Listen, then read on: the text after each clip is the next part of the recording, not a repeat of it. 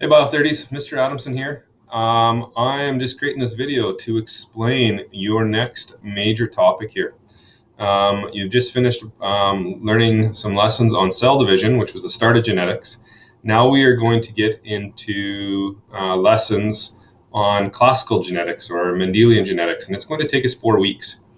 And through those 4 weeks, you are going to be learning a variety of different things in relation to how, or relation to the probability, really, or how you figure out the probability of, getting kids when sexual reproduction occurs, just to kind of put it plain and simple. And through those different ways of learning, by doing monohybrid crosses, dihybrid crosses, understanding what codominance, incomplete dominance, sex-linked genes, autosomal genes are, and then pedigrees, you're going to be able to complete this project called Developing a Pedigree of a Family Tree. This is something we do in regular class. It's a very big project. It's probably usually the biggest project that we do within the course. And we're still going to do it now because you're going to learn through the next 4 weeks how to complete it. Each week is going to be something new, so you'll be able to start putting it together. And then the last week, really, you'll be given just a ton of time to get it done. So what is this project exactly? I'm going to scroll down to the examples just to kind of show you quick. But this is the project. And I have a bunch of different examples listed here. So that's one. Here's another one. Here's another one. One more. And then this one here just shows all the additional writing pieces that need to go with it. So I want you to remember there's these additional writing pieces when I talk about explanations that are needed. And then there's also just the proof of all your probability and all how your crosses work out, which you can see that people are adding on the sides here, especially with this one here. I'm gonna go back to this middle one for a second right now, just to kind of further explain this project. So your project's going to have 6 generations. Each time you go across, it's a generation. So you can see generation 1, 2, 3, 4, 5, and 6. Within this project, you are going to be in generation 4. Now, for this individual's project here, this is the individual, and I can see right now that's Jada. So this is Jada right here. Within this project, you have to go all the way back to your great-grandparents, then your grandparents, your parents, you. Then what you have to do is you have to theoretically mate with the classmates. So you're going to have to share some genetic information. You're going to have kids and grandkids. Within this project, you're going to have to show how traits pass all the way through. And I'll talk about how you're going to go about selecting those traits. So anyways, just to give you a visual representation of what we're going to kind of talk about when I go to the above information. Now, the start of the project, I've highlighted things that you need for sure, or I've bolded things that are important. So the first thing you have to do is you have to choose at least one human genetic trait, either something that is autosomal dominant, autosomal recessive, or X-linked. I don't really care what the trait is. You have to figure that out. But it has to be something that is not controlled by multiple alleles. So something that is just very, very simple. So like earlobe attachment, tongue rolling, dimples, freckles, curly hair, hand clasping, red, green, color blindness, hairline. And you have to take that trait. So go back to my example here. So that would be this one in green right now. And you have to pass it all the way through. So you can see how the green is going all the way through. See, there's a legend here. You can see it's represented by letters. Those are the genotype. And you have to figure out, okay, when these two people come together, what are the possibilities? And then what is this person? So in relation to you, you're going to have to figure out if, you have this trait, how did you get that trait? What did your great grandparents have? So you're going to have to then go about asking your family. You're going to have to gather some data. Now, for some of you, you may not know your extended family. They may unfortunately have passed away. You may have never met them. So the thing is, and this goes for anybody, to be honest, that is adopted or anything like that, genetically make it up. You can make it up. You can make up what your great grandparents are. But the thing is, it has to make sense. If you're saying that your great grandparents have these traits, it has to be plausible then that your parents got it, and that your grandparents got it, that your parents got it, and then that you got it. You cannot say that your great grandparents and everybody had a dominant trait and it was homozygous dominant, meaning that there was no recessive alleles at all, and then all of a sudden you show a recessive allele somehow. That can't be plausible. So you have to show how it started up here and worked its way down here. So just going up to the writing again. That's what you have to do. You're going to have to show the crosses. You're going to have to gather information either following the link I provided up here, or you can just simply Google. There's lots of good information on Google, but just make sure you're cross-checking your Google information, that you're not just kind of being led astray.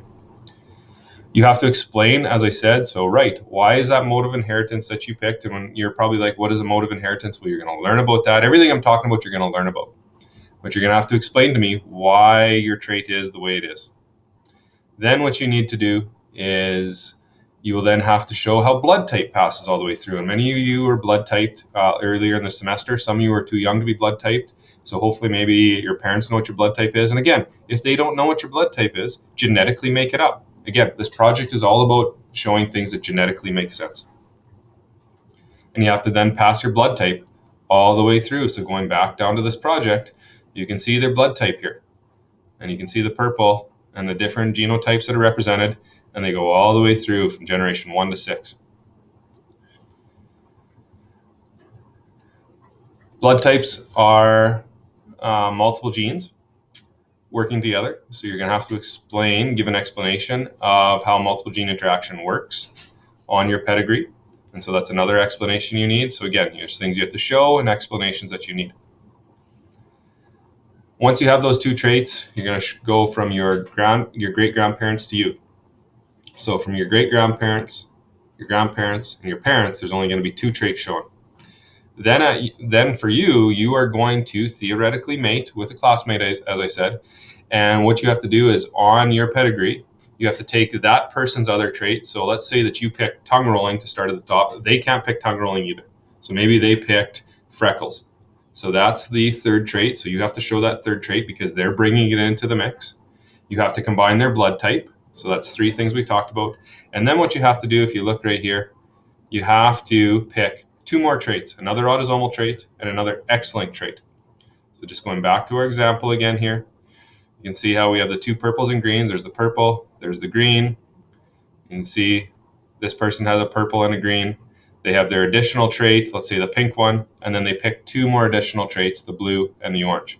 So then from you down, generation 4, 5, and 6, there's 5 traits to show.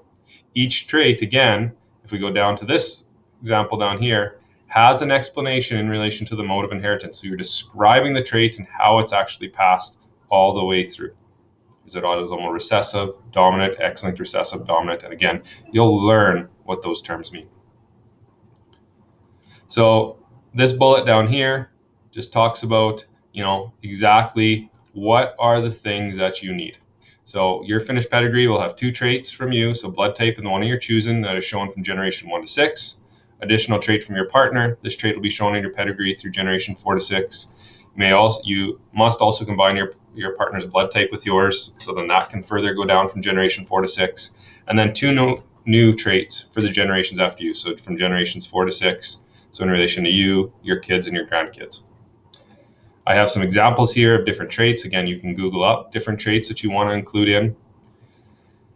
I have the symbols for a pedigree, and we are going to learn about this, but circles mean female, squares mean male. Line through means somebody is deceased. A line connecting to means there's mating. Two connecting lines are relatives mating. You can see how it's set up here that, the line between these two, they mated, and then down here are their children, and then these individuals are siblings. Firstborn is listed on the left, lastborn is listed on the right, so on. And you're going to learn about all that. Your assessment tables here. So again, are you showing everything that you need to? Are all your crosses in relation to your evidence there? And are you fully explaining the modes of inheritance in relation to the terminology and vocabulary, and showing the relationship between how variation can occur and the different genes controlling a trait? And so it's really, are you putting in the maximal amount of explanations, making it very clear how this pedigree is possible, to then, you're not quite as clear, to you're just kind of listing information, but you're not really giving me much in relation to explanations. As I said, here are a bunch of examples. I know there's going to be questions on this project, but I just kind of wanted to lay it out. So again, first week here in relation to genetics, you're going to be learning about monohybrid crosses and dihybrid crosses. So a monohybrid cross is just a singular trait. A dihybrid cross is when you have multiple genes together. You're going to learn about something that your following week, you're going to learn about sex-linked genes, codominance, incomplete dominance. Third week, you're going to learn about the pedigrees themselves. So, I mean, you can start gathering a lot of the information, going through this directions here and pulling out the information you need. And then it's a matter of putting it all together.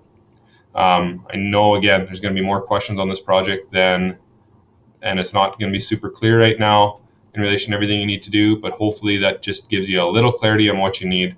And please reach out to myself or Ms. Gillard so we can further explain what you need or clarity that you need. I hope that helped. Thanks for listening.